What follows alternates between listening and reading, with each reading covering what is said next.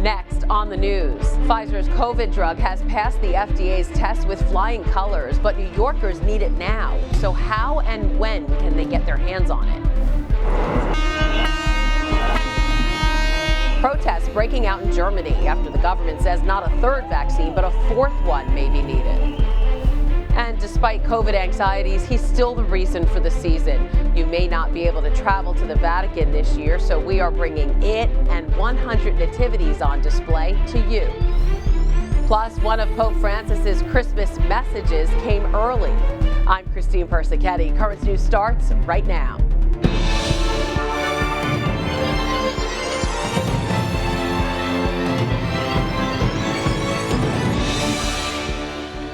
Two COVID pills are now available to the public, given the FDA's stamp of approval. The next step, getting access to them. The drugs, one from Pfizer, the other from Merck, are meant to be taken by sick people at home before they reach the point of hospitalization.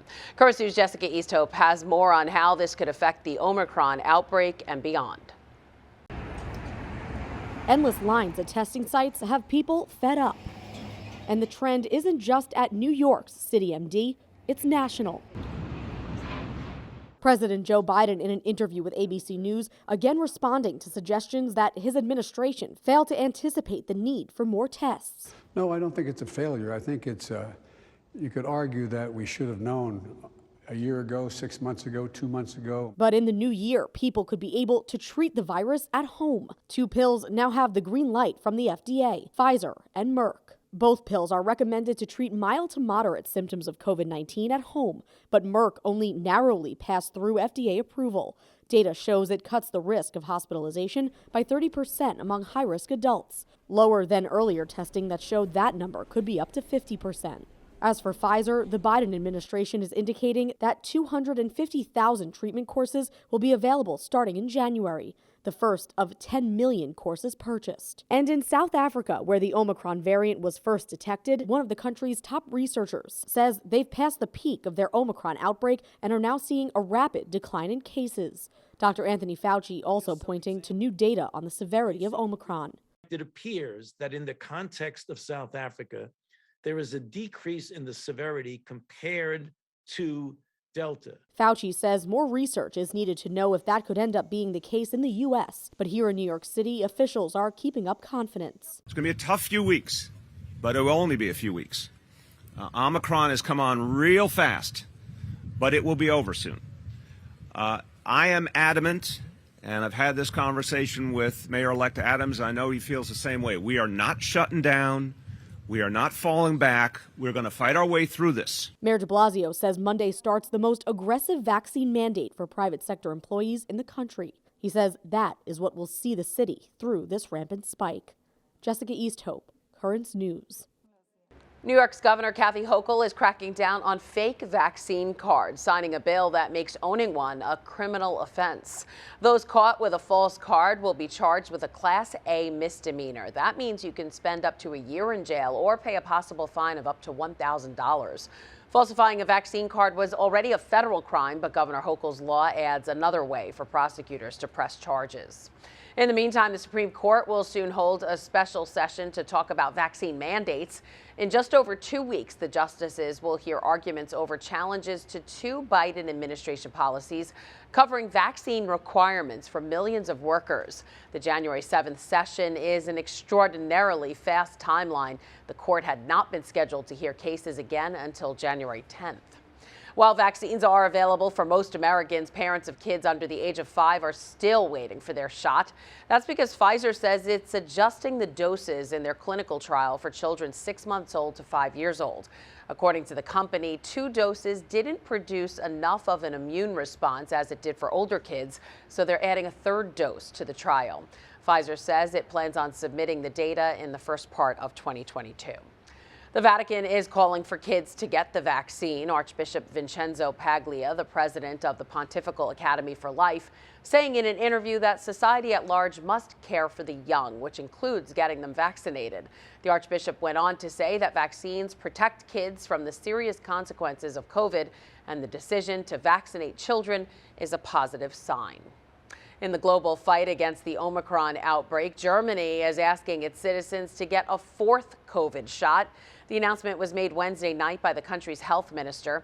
Vaccination centers there will be kept open over the Christmas holidays to reach Germany's goal of giving out 30 million booster shots by the end of the year. So far, more than 70% of the population is fully vaccinated and more than 33% have received a booster shot. Thousands of Germans filled the streets of Munich to protest COVID restrictions there. The government says starting next week, no more than 10 people can gather together at a time. Spectators at concerts or sporting events will also be banned. Police say the 5,000 protesters displayed aggressive behavior towards officers there. 11 people were arrested and 1 officer injured. In South Africa, some encouraging signs about the rapidly spreading Omicron variant. It was first found there, but now the Omicron outlook is pretty reassuring. Scientists say they've passed the peak of the outbreak, which they say didn't compare to the chaos when Delta swept through the country. David McKenzie explains. Dispatched south of Johannesburg, paramedic Mohammed Rasool says Omicron is nothing like Delta. During then, it was only COVID, and nothing else. Will you be able to walk, sir? We were with them during the chaos, when the Delta wave of COVID-19 ripped through South Africa. Severe patients crashed quickly. Rasool's team spent hours looking for hospital beds. Charities like Gift of the Givers rushed to set up field clinics, scrambled to distribute oxygen concentrators to save lives. With Omicron, they say they haven't sent out a single one. It's a patient that's complaining of tightness in chest. Rasool says their call-outs now are for less severe patients, like this 46-year-old who tested negative but is still suspected of having COVID. Reassess after 5 minutes, check the chest. There's been a surge of cases of COVID-19 with Omicron, but there hasn't been a surge in severity or hospitalization. This kind of call-out is pretty typical. What advice do you have for other countries that are facing a Omicron wave? Don't panic. This is, you will ride the wave. Far less use of oxygen, far fewer people being admitted despite the high numbers of cases. Very high transmission of people getting mild illness, not even getting diagnosed at home. It's still unclear why it's seemingly milder, or whether that will translate globally. Scientists here believe up to 80% of the population in South Africa may have had COVID-19 before, likely providing a shield of immunity against severe infection. Vaccine coverage also plays a major part. This would have been an absolute nightmare if it was Delta. So I think we can just be very grateful that it has not been as devastating as it could have been. But there's still reason to be cautious, it seems. Yeah, well, we've learned with COVID generally, you never let your guard down. For a brief moment, though, Rasool dares to hope. Severity of the illness is not that as it was, so I'm actually quite optimistic about it. Again, that was David McKenzie reporting. South African scientists identified Omicron last month, helping to raise the alarm to the rest of the world. It's been nearly a week since Super Typhoon Ray devastated the Philippines, and humanitarian agencies there say the true scale of the aftermath still remains unknown. As of Tuesday, at least 375 people were killed by the storm, but the death toll is expected to rise as rescue operations continue. Aid workers saying they're unable to reach some of the heavily impacted areas because of debris-filled and waterlogged roads.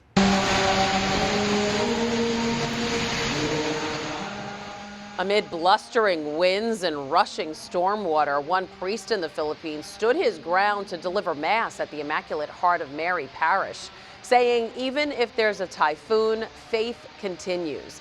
This video has been making the rounds on Facebook, with many commenting on how the priest's devotion has bolstered their faith through this disaster. In the meantime, you can help bolster relief efforts. Caritas Philippines is asking for donations to help send emergency aid to the most remote regions. If you'd like to pitch in, just head on over to nassa.org.ph and click Take Action. Again, that's nassa.org.ph. There's a lot more news headed your way. Millions of people will be flying for the holiday season. One airport is helping those with anxiety take to the skies with some furry friends. A Tennessee man is spreading some Christmas joy with free trees for those in need. Some Girl Scouts earned their badge in auto repair. A look at the important life lesson they learned with a mechanic. As China gets ready for the upcoming Lunar New Year and the 2022 Winter Olympics, one of the country's biggest cities is going into lockdown. The millions of residents in the city of Xi'an are now forced to stay home as mass testing gets underway. Selena Wang has the story. The Chinese city of Xi'an and its 13 million residents have been put under strict lockdown. The city has recorded more than 200 COVID-19 cases since December 9th. Residents are largely banned from leaving their homes, but one designated person from each household will be allowed to leave every 2 days to buy groceries. Otherwise, residents are only allowed to leave in the case of a medical emergency or for, quote, urgent or necessary works. That's according to the local government. Xi'an has also shut down all schools, public transport, and facilities except for essential service providers. This is the fourth time a major Chinese city has been placed under strict lockdown. The first was back in early 2020 when Wuhan, ground zero of the pandemic, went into lockdown. With the games now less than 45 days away, the country is doubling down on its zero COVID strategy. Cities are locking down and mass testing residents in response to just a handful of COVID-19 cases in the country. Olympic participants will have to be in a strict bubble and tested daily. If they are not vaccinated, they'll have to quarantine for 21 days upon arrival. If China pulls off the Winter Olympics successfully, it would be a propaganda win for its handling of COVID-19 and for its authoritarian system. That was Selena Wang reporting. COVID doesn't seem to be keeping people at home this Christmas. Air travel is up and away. The TSA says they screened more than 2 million people on Wednesday. That's more than they screened in 2019 pre-pandemic. Thursday is expected to be one of the busiest days of the holiday season. The transportation agency says it's planning to screen 20 million people between December 23rd and January 3rd. And traveling by plane is already stressful enough without COVID worries, so therapy dogs are on the job. Pups hard at work helping to calm anxious travelers at the Reno Tahoe International Airport. Ed Pierce shows us. We're all a little stressed these days. Add to that the crowded terminals, TSA screening, standard pre-flight anxieties, worries about making connections, and, well, the holidays. And it's not hard to imagine that there's not a lot of smiles behind these masks. But with the sight of a dog, all that changes. The mood lightens. A pat on the head, a belly rub. It would be harder not to smile. Sometimes it's stressful traveling, so seeing dogs here is just makes everybody feel good. That's the simple idea behind the work of a volunteer organization called Paws for Passengers and their dogs. They just bring some calmness to people if they're a little nervous flying. They miss their dogs, they can pet the dogs. You know, they just bring, warmth, love, and joy to all the people here. And it works, but don't mistake this for public relations. The dogs are all certified therapy dogs, and their owners will tell you they do more than simply wait to be petted. They seem to sense who needs them the most. See a child that's really crying and just having a fit, we'll try to go over, and that's what Brooke does. She'll go over there and she'll just sit there with that little kid and calm him down. The parents are always saying, thank you, thank you, thank you. The real veteran of this crew is Amy, a serene but approachable poodle princess. She's been doing this since the beginning 8 years ago.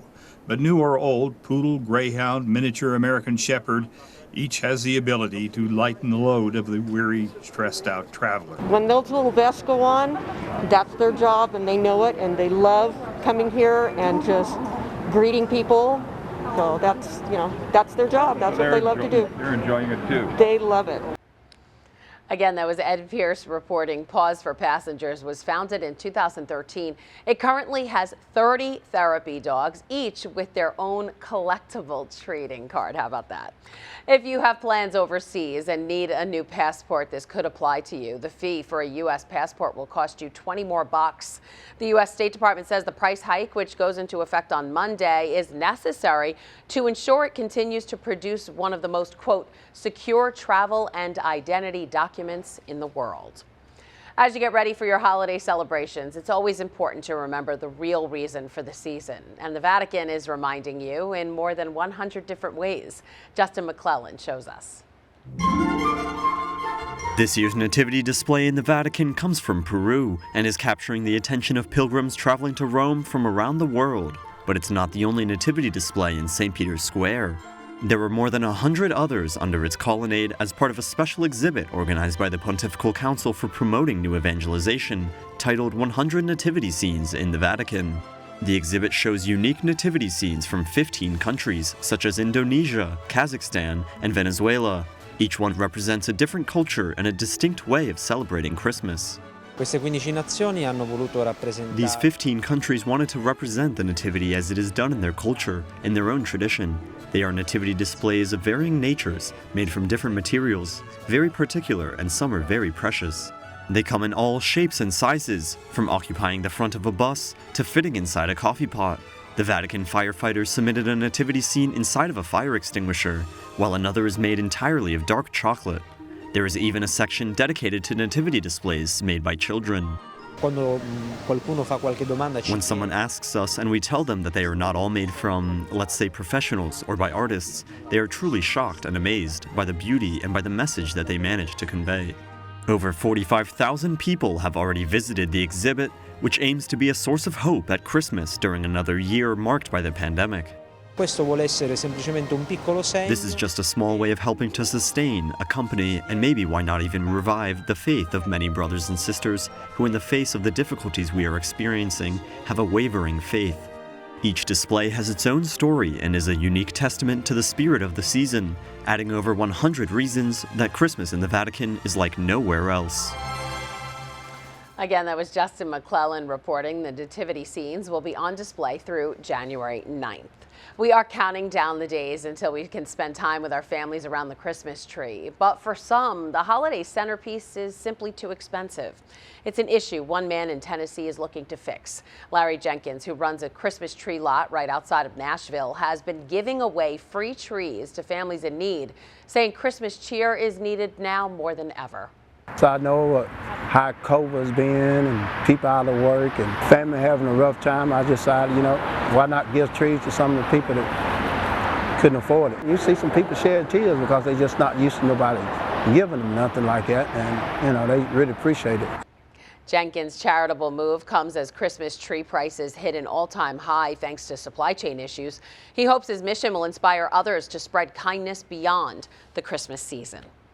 Still to come on Currents News, some Girl Scouts roll up their sleeves at an auto repair shop. And the Pope has a message for all of you this Christmas. His words coming up. Do you have a story idea or want to share a tip? Email us at newstips@desalesmedia.org or call our 24-hour number, 718-517-3122. We'll be right back.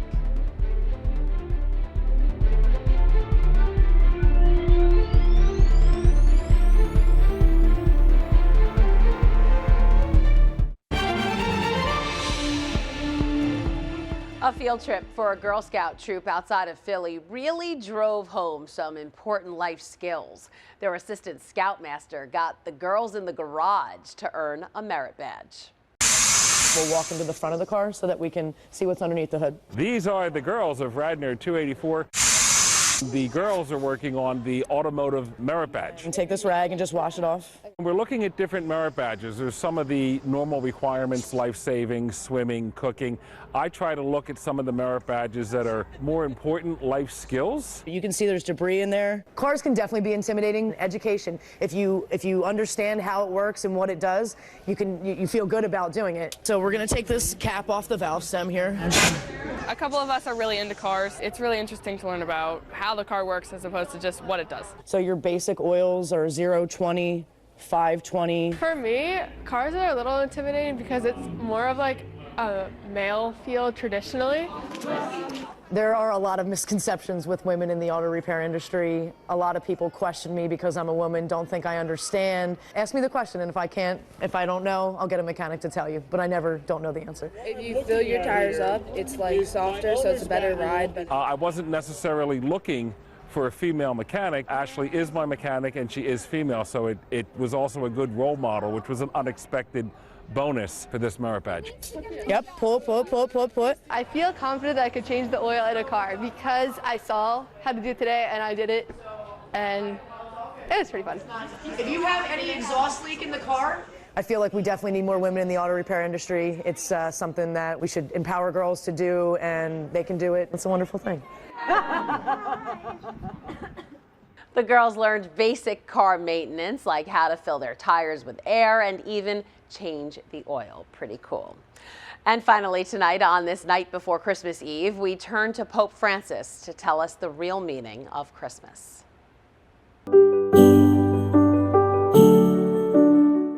Cari fratelli e sorelle, facendo memoria della nostra lebbra, rifuggendo le logiche della mondanità che ci privano di radici e di germogli, lasciandoci evangelizzare dall'umiltà del bambino Gesù, solo servendo e solo pensando al nostro lavoro come servizio, possiamo davvero essere utili a tutti. Siamo qui, io per primo, per imparare a stare in ginocchio e adorare il Signore nella sua umiltà e non altri signori nella loro vuota opulenza. Siamo come i pastori, siamo come i magi, siamo come Gesù. Ecco la lezione del Natale. L'umiltà è la grande condizione della fede, della vita spirituale, della santità. Possa il Signore farcene dono a partire dalla primordiale manifestazione dello Spirito dentro di noi, il desiderio, che è la primordiale manifestazione dello Spirito. Ciò che non abbiamo possiamo cominciare almeno a desiderarlo e chiedere al Signore la grazia di poter desiderare e diventare uomini e donne di grande desiderio. Il desiderio è già lo Spirito all'opera dentro ciascuno di noi. Buon Natale a tutti e vi chiedo di pregare per me. Grazie. Before we go, we just want to let you know Currents News will be on hiatus for the next week, so we can take some time off to be with our families for the holidays. We'll be back on Monday, January 3rd at 7 p.m. with all of the day's news. We wish you a very Merry Christmas and a Happy New Year. And that is Currents News. I'm Christine Persichetti. Thank you for joining us because we are putting your faith in the news. Hope to see you again next time.